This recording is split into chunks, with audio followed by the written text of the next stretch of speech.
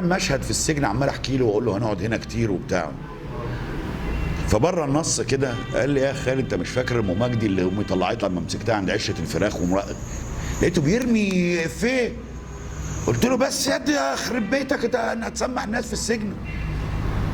حسيت انه عبقري، اضاف بهجه لحوار خال وابن اخته انه صاحبي.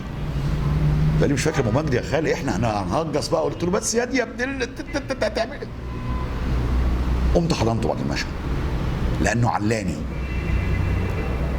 طلعني الخال الاخ، فاهم؟ هو قربني للمشاهد.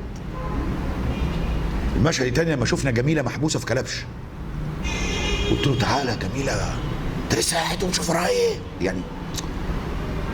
نزل تماما وبروزني انصاع لان انا خاله وبطرده.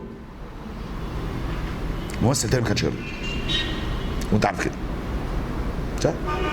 محمد بيمثل دوره ايضا في حدود رؤى المخرج، ولو عنده راي يقول له بعد اذنك يا استاذ عايز اعمل كذا.